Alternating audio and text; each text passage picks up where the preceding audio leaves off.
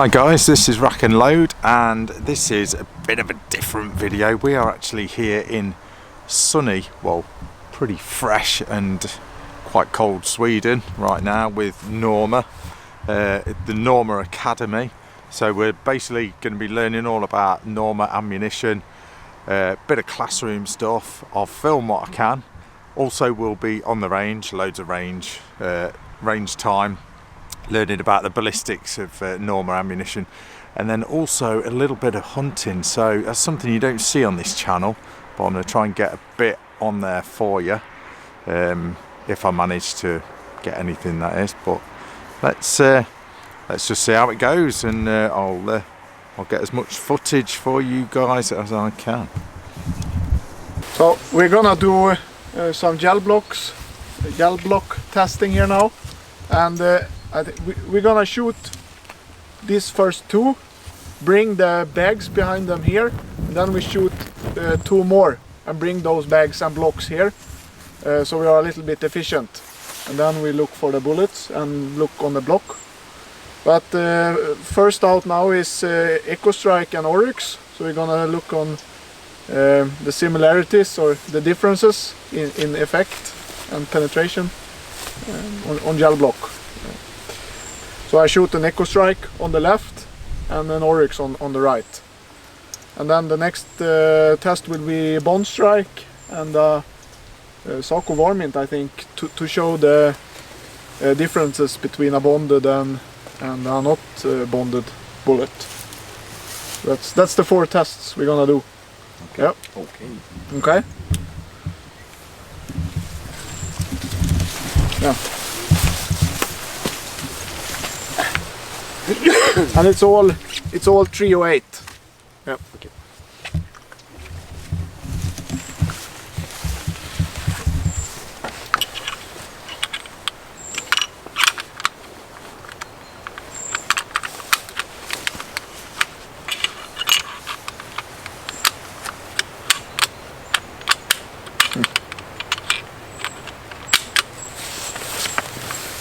Let's see.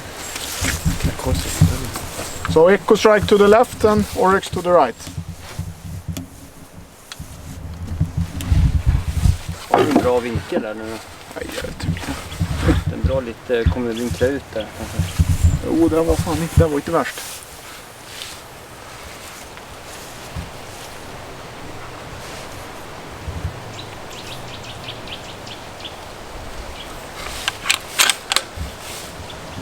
You ready? Ja. Ja. Good.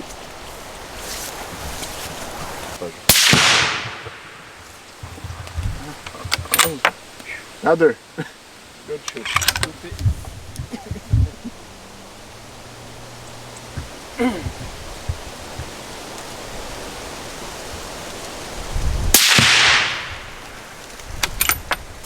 Okay.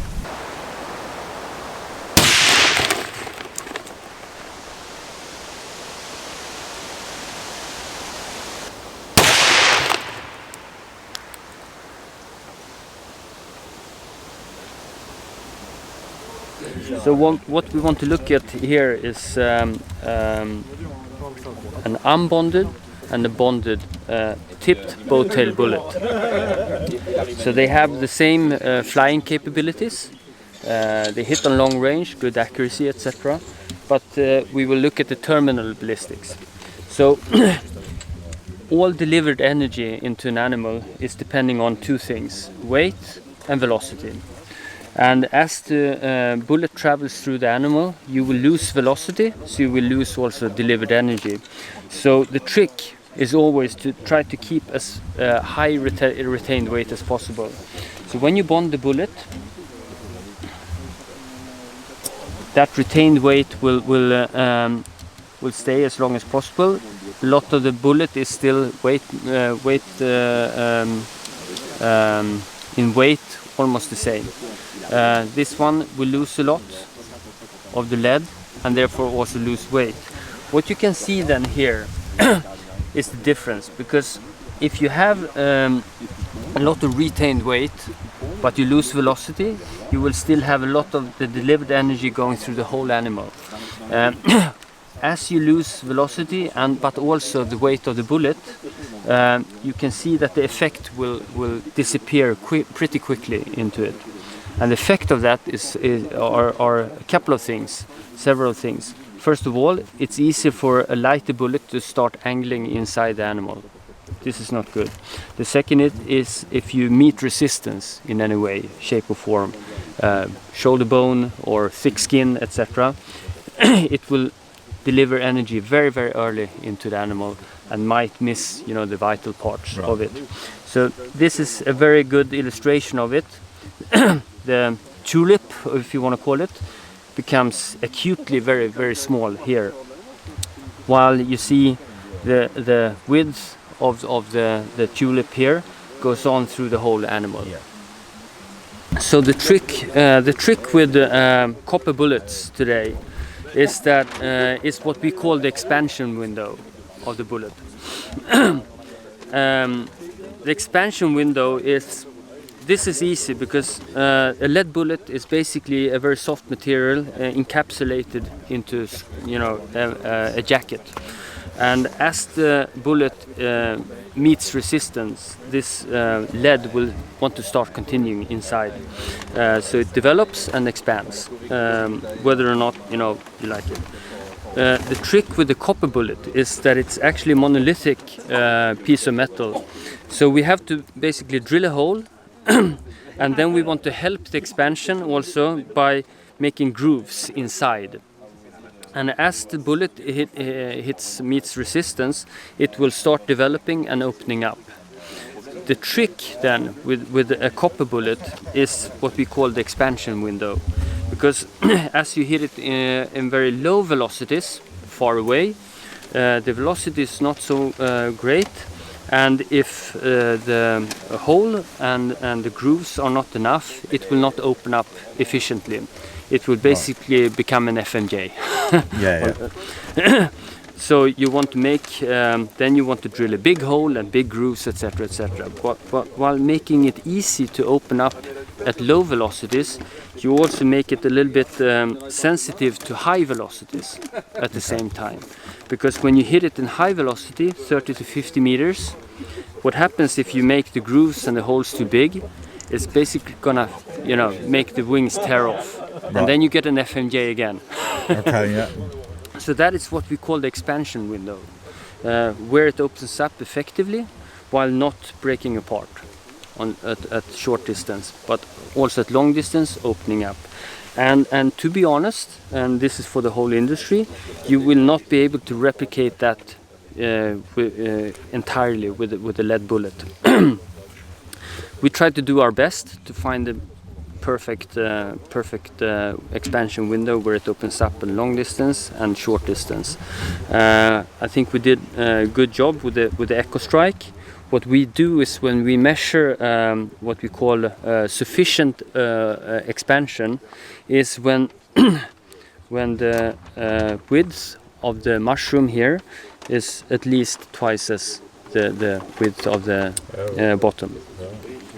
So that's when we say that we have an efficient. It will probably die anyway if it opens up even less, but you know, just when we are talking about expansion window, that's when we say stop, you know. And as you can see on these 308 Oryx and Echo Strike, you can see that the diameter here is more or less the same. So this is a good choice if you want to replace the Oryx with a lead-free bullet. Yeah.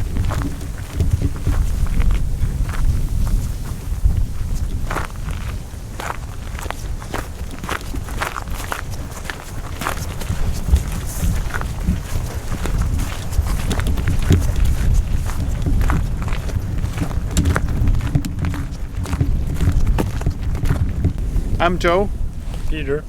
And we do mainly long-range shooting from 100 meters to 2,000 meters. Okay. So, and we have been instructors for very many years, and we teach both hunters, shooters in general, and military and police. So we have a lot of experience of teaching.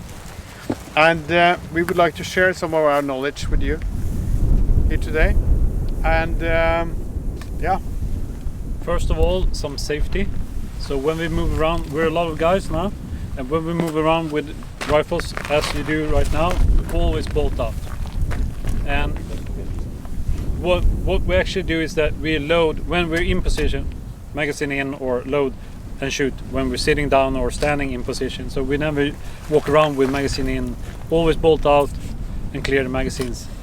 So, and try to have barrels in safe direction, forward, upwards, so you don't sweep your friends. That's not that fun. And we have some medical kit here as well, and we have tourniquet front leg, so hopefully we will never use that. So please take care of each other and also help each other to stay safe during the day. Yeah. So, and one more thing which is important is that we are all responsible for the safety. If any living creature is moving in this area, it is every single individual's responsibility to shout stop, or avbryt in Swedish. Stop is fine, and that means if somebody calls stop, you just stop shooting. Take your hand off the gun. Okay. The main thing, you're gonna go hunting tomorrow. It's gonna be a great hunt. I'm pretty sure, because I've been there, I've seen the animals. There's a lot of animals in forest, and we're gonna shoot. The main thing today from here is that everybody, you can see there's 3 white targets on the left. There's 30 centimeters, 20 and 15. And the thing is that we're gonna go from here, and everybody will be on that 15. So we know that tomorrow, if you see animal and you pull the trigger, you're gonna hit it. So that's the main thing, that we're gonna stay on that. And what we're gonna do first is that we're gonna actually do sitting down.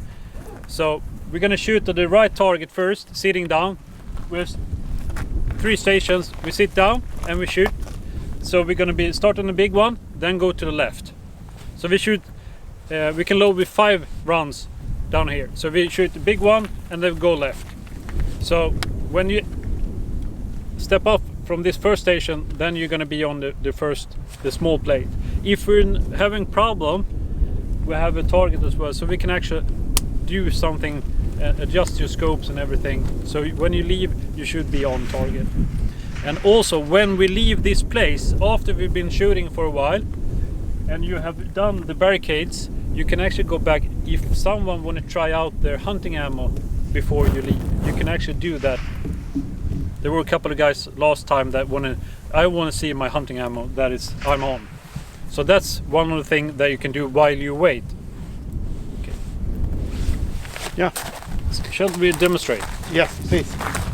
Can I borrow a rifle? Can I borrow your rifle? Because jack match ammo. Peter is now demonstrating the shooting positions where most shooters and hunters come in to shoot. And there are some certain issues with this. For the first of all, he's not straight behind the rifle, which means that when the rifle recoils, the recoil will actually move the body slightly back and out of target. That means that you will, first of all, you will miss the opportunity to see where you hit. The other thing is actually it also affects your recoil control, and it also makes you could miss your target. So to do that, I would square up. So, and one of these, the main thing is to keep the barrel of the gun aligned to your spine. So basically they should be sort of in one direction, forward, and even if you're lying down. So these should align. You want to keep your shoulders square to the rifle, that means on 90 degrees. You will also like to keep your elbows in that same, and your hips. So as much as possible being in a straight angle against your barrel, really. And it helps you with recoil control, but it also helps you to get back on the target easier. It will be easier then to see your hits and misses on target. Do you want to add something, Peter? It's going to be the same when you're sitting down and you're standing up. This is the normal way. This is what we want you to train and try. because recoil will be the same. You go up and you go down on target instead of going to the left or going to the right.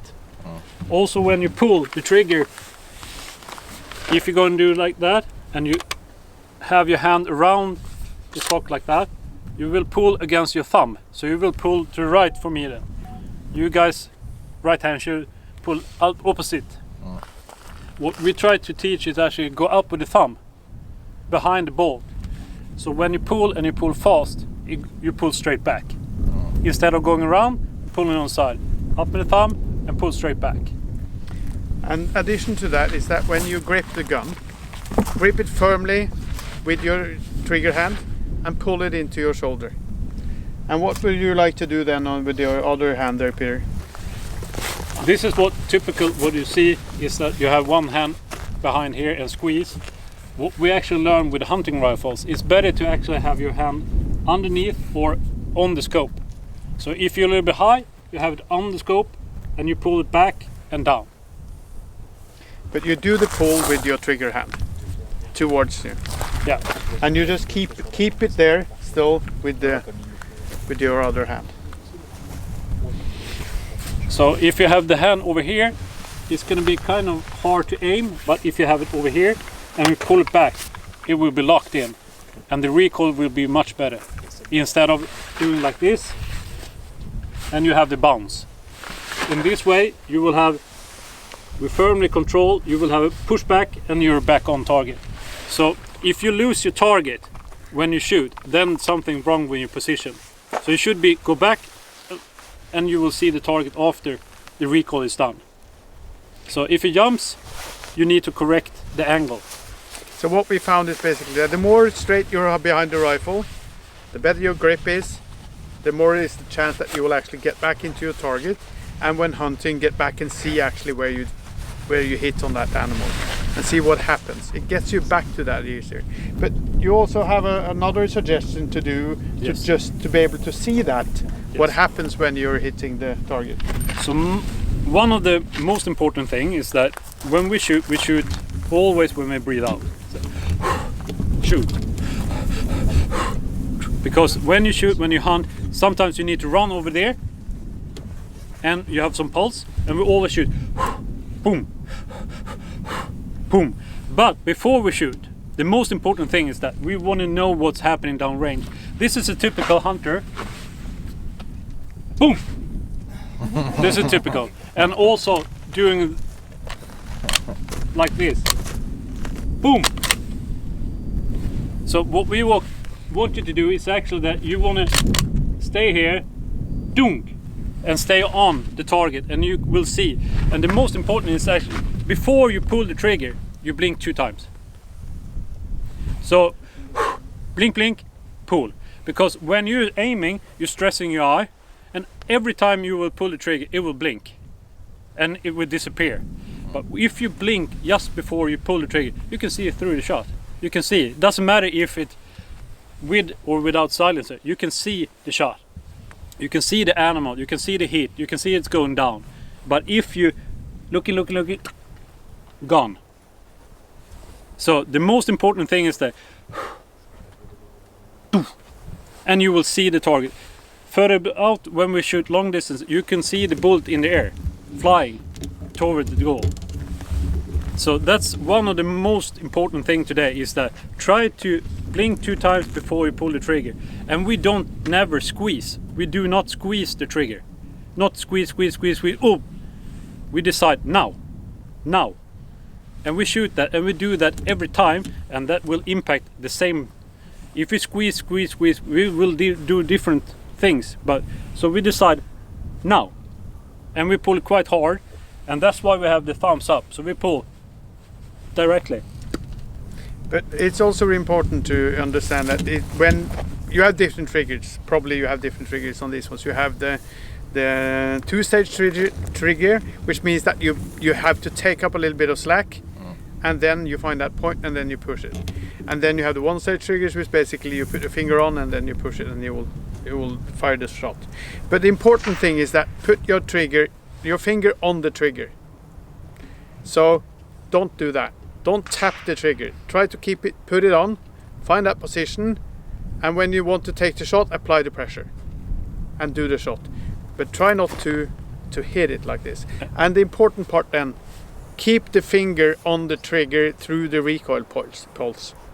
So that you feel the recoil, you get the image back, and then release and do your thing. Because that will delay your action slightly, because your brain is going like, I'm now pulling the trigger, the next thing I do is to rack the bolt. And so that you just delay that little bit of moment a little bit. It will not affect your weapon while the bolt is still in the gun. So I'm gonna repeat: square behind the rifle, have a good position, pull back your rifle so you don't have any slack. Don't push forward your shoulders. That's a common mistake. People are pushing forward instead of because when the recoil comes, the shoulder will go back. If you have the shoulder back and you push the body, it's solid. It won't move. So you have much better recoil management.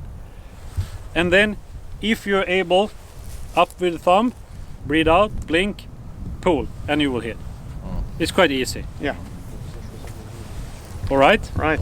So what we're gonna do is that we're gonna have 3 shooters. We're gonna start shooting here. Right, the left angle, the left target with the 3 plates, from right to left. We load with 5 rounds, and we shoot. So, and then we're gonna continue to do that. So everybody is on the 15 plate before we leave. And the next step after that, what happened then? Yeah. Then you move over to the other positions that we have here, where we'll shoot a little bit higher positions, which means that we'll shoot from sitting, kneeling, and standing positions. And we will be instructing you on the way. But the same principle applies. That means that you will still need to be straight behind the rifle. Try to be in a position where you have bone support, so that you're not moving too much. Try to be straight. Widen out if you need to. Same thing, pull the rifle into your shoulder, apply pressure, and shoot. So same thing there, we will be instructing you as you go. Yeah. So I want to state that this is the most common. Yeah. So that's what we've seen all and said. Spread your legs instead of coming back. So stand on your and just leave the rifle instead of leaning into the rifle. Standing up. Spread your legs if you want to go down instead of going like that. And also for hunting, we will say that any position where you can get a second support. That means that if you're standing shooting, you will be much less stable than if you are getting one more support. And that actually applies to everything. As many points of support that you can have on a rifle, steadies the rifle.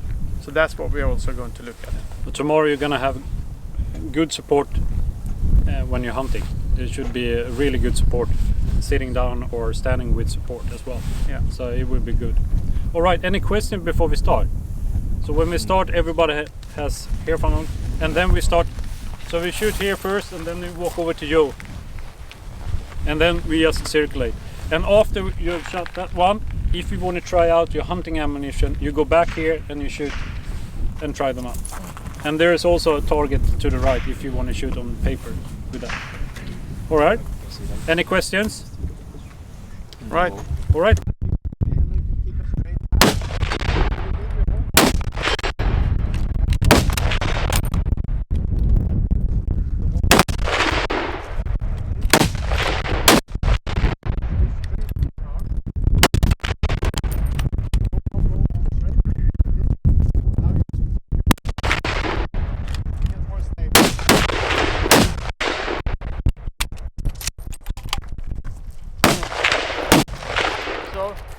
Now you're standing like this. Yeah. Right? So make sure that you go up, straighten your legs, pull the gun into your shoulder, Yeah. Good shooting. keep it higher up, as high as possible. Right, good. And then you just go wider if you need to get lower. There you go.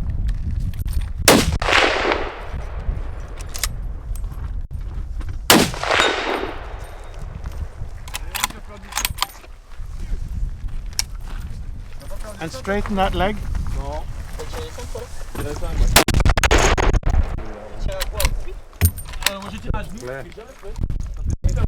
Try another round.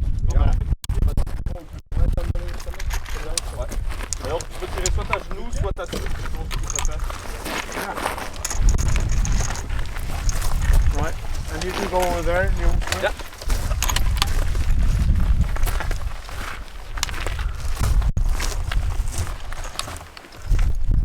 So you can see.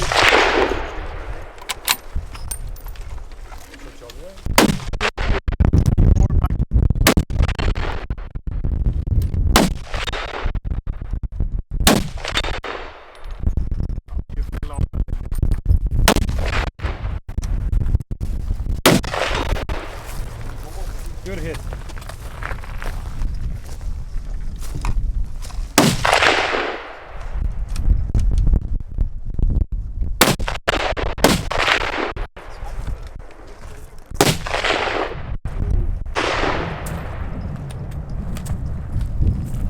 Don't forget to blink the trigger. Good.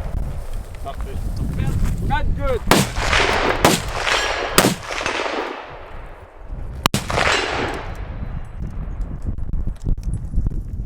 Tomorrow you can take some lube. Case it, you will slide back better.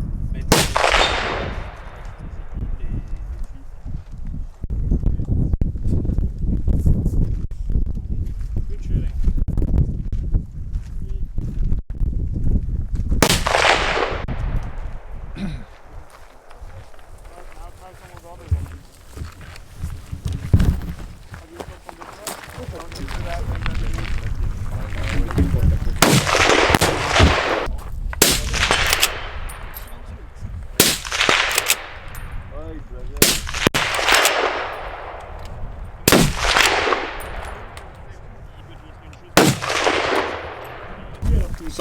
Ah, mais quel Viens voir. il a pas pris. Là, tu l'as mis droit. Ouais, attends, je vais te l'arracher là.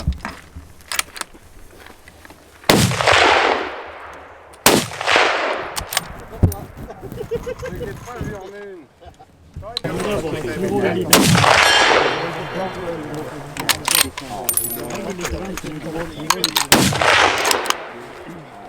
Ah, moi je veux tester le courant, on s'amuse à tester. Moi j'aurais bien tiré une rafale de 5 mais justement pour... And your knees. Bah, le gros, oui, le gros, oui. Le gros, c'est qu'à des enfants à 110. Ah, c'est pas zéro. Ah oui, c'est non, mais c'était des glitches. Ok, pas mal. Everything was done.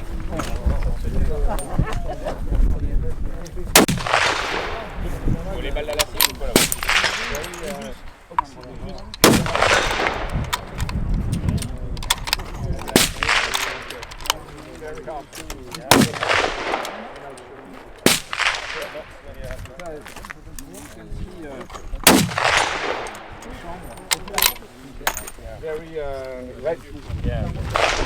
Ah, je crois que la petite elle commence à faire un peu. C'est le but. La cible c'est 50. Ok, un doigt en dessous. Un doigt sur la gauche, t'as le poteau. Le froid qui était tout dans le froid.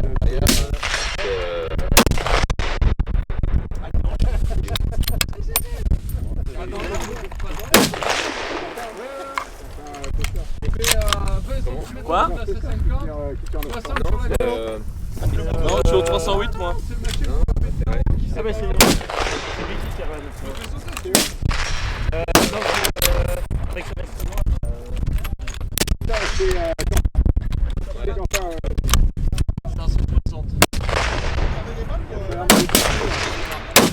Ah, mais elle veut pas tomber hein. Ah, ils ont pas dit à côté qu'il fallait. Combien ils ont dit 500? But when you're done, back there so we see when you're done.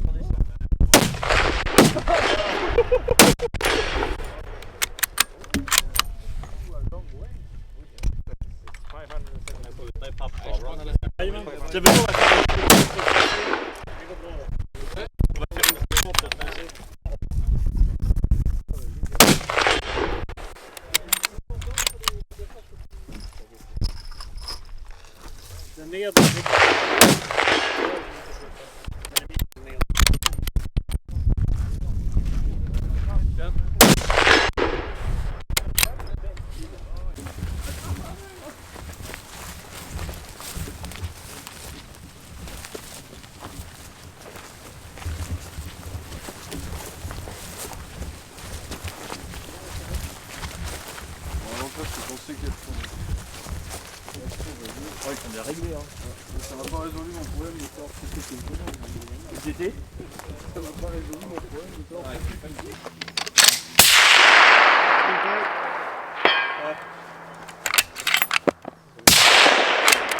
Center, move to next target. Next one can start shooting on the 308 if you want to.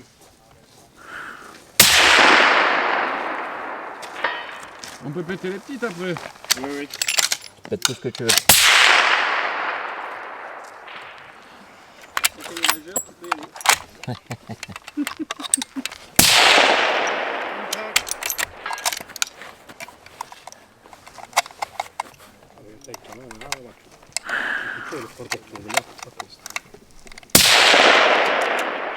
Miss to the left.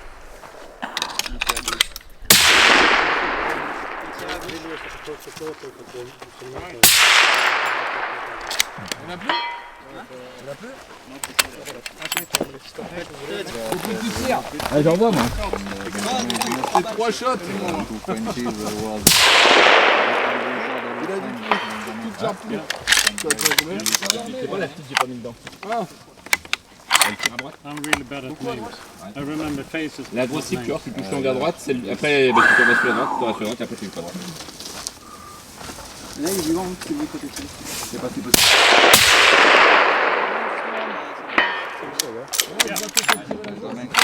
And Bruno is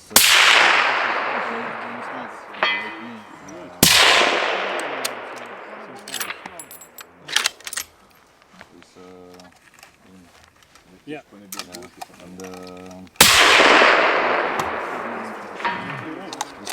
Brazilian guy. Yeah, Brazilian guy.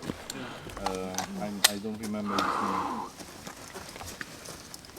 name. I'm gonna look for this, but it's not.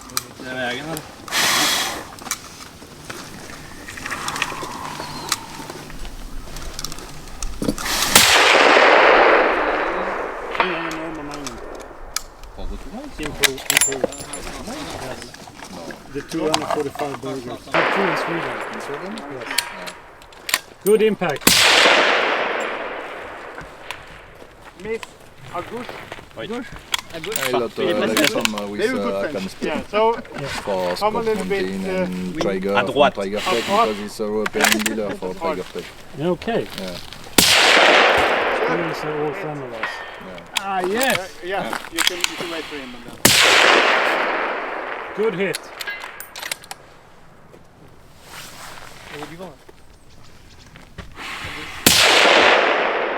Hit.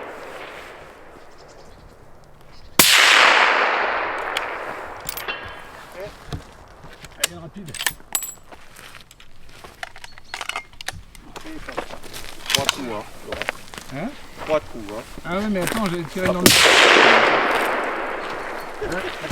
Avec le vent, tu tapes 40 sur la gauche. La moitié. The whole thing stopped. Otherwise, it would have been available for all over Europe, all over the world. Actually. À combien tu m'as dit? Right now, Soa just makes hunting rifles. Good one. Now the new 505 is in steel, doing them in aluminium and not great. Ah non, c'est en millimètres aussi. Là, c'est un millimètre. Le millimètre trajectoire, en fait, ouais, carrément. Et là, t'as 90 cm. Donc ça veut dire que tu prends.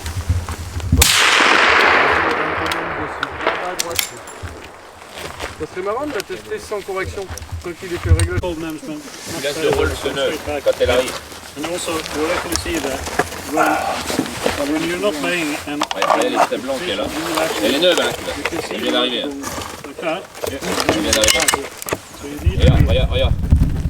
to have it really hard and Il me la livre press neuve. it downward so it doesn't go like that. Ok. The first one Il vient d'arriver, il la sort de la boîte. and then you stop Là, il y a placing pas de colle. so it goes downward. Là, c'est une boucle de colle qui dépose de la boule de merde. Là. So it's better to have something Une mètre de colle qui est au-dessus, là, par contre. Sans déconner, les mecs qui livrent ça, c'est 6500 balles aussi. Le mec, il arrive. La basure de colle. Et le canon est quand même spectaculaire, c'est neuve là. Les mecs, tu veux une occasion à 2500 balles, bah voilà, tu lui envoies une neuve. Pour moi, c'est net. C'est la vente d'occasion. C'est à l'épreuve. Vous avez ça avec l'épreuve, ils en ont vite un peu tort. Hein. Toutes les conneries, c'est l'épreuve. Le sens que je chapouille, c'est peut-être eux la connerie.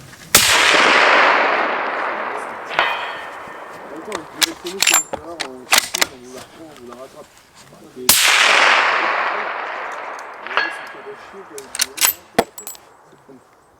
On a quand même des champions.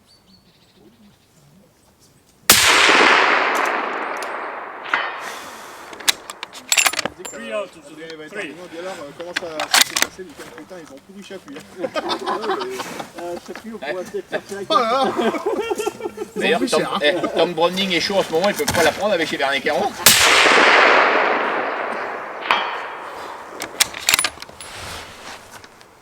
La descente annoncée du groupe Beretta depuis qu'ils ont pris Chapuis.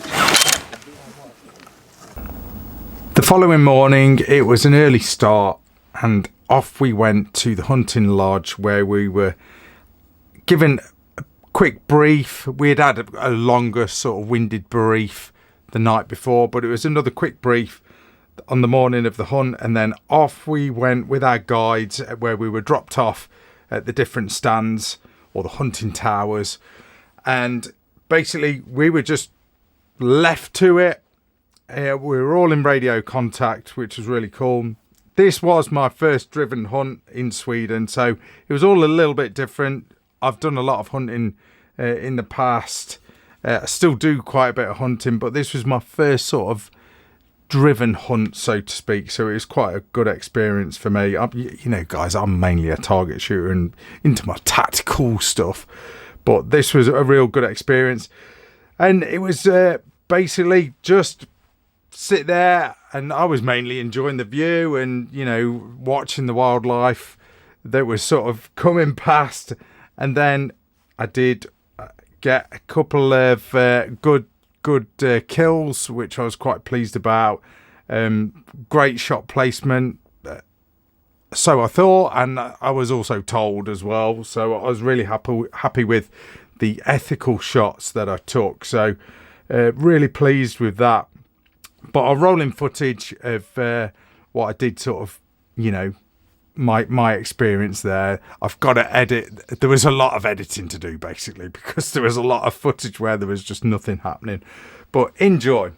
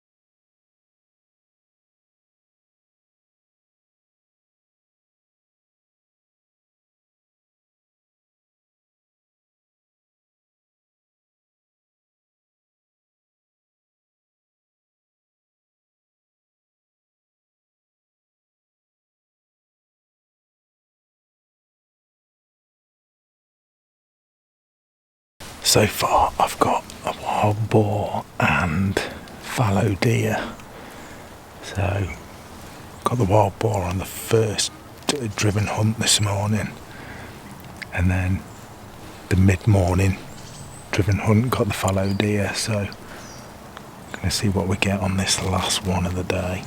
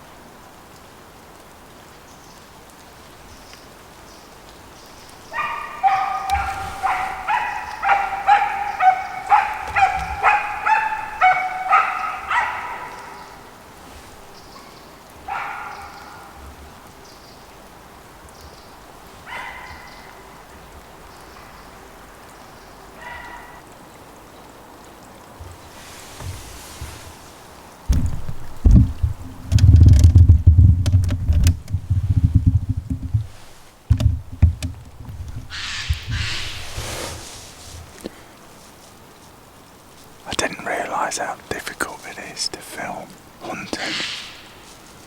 You guys that do it, some of the channels that I follow, my god, I'm not used to just filming gongs that don't run off. It's so difficult, but it's nice to be out in the middle of Sweden, right in the forest.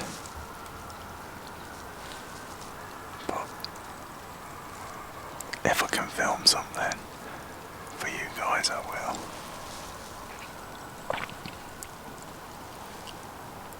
But I'm having to sort of just turn the camera around to where I want it, and then try and take the shot. I was never good at multitasking, so the wife tells me anyway. But the two, someone's just took a shot there. The two animals that I have got, naturally I didn't have the camera rolling, so typical. So I'll have to just roll in stills with them. But still, the great outdoors, that's what it's all about. I'm still happy, even if I don't get another shot, I'm still happy. So, but if ever you want to experience some awesome driven hunts, then Sweden's the place. And this one that's been organised by Norma, it's just been fantastic. The right experience.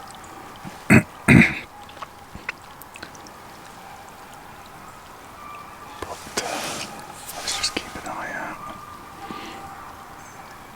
I can hear the dogs all around, so sooner or later something's going to come out. It's probably all just walked right by me, behind me.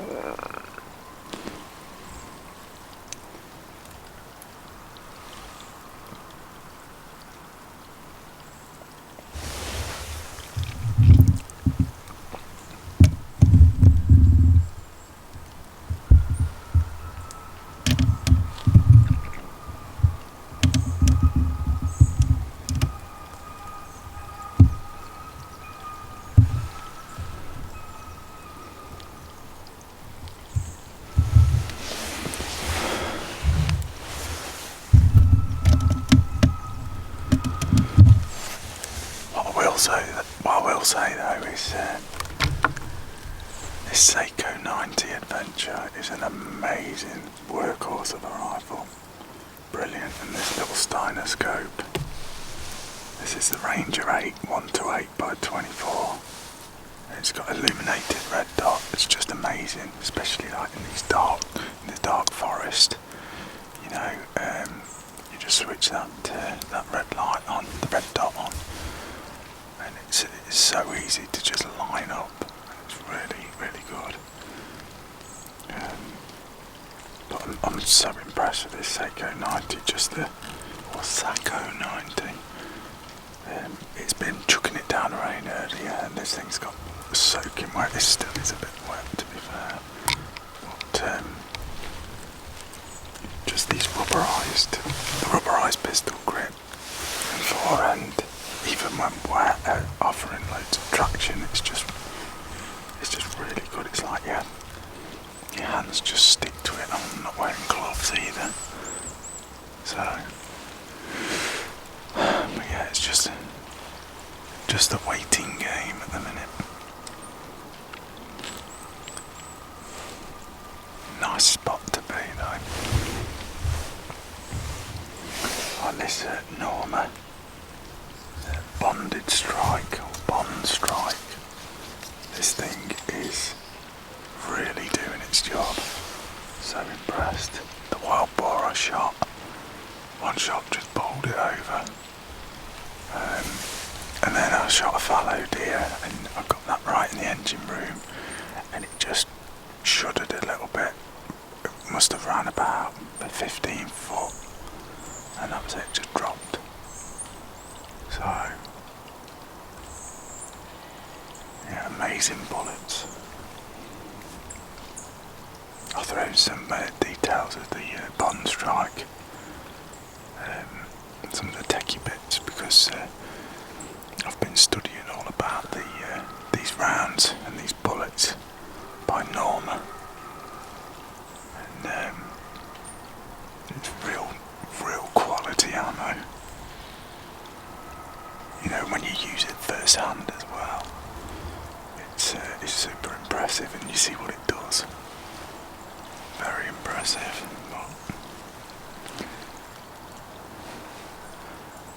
But let's just keep an eye out, see what we can see.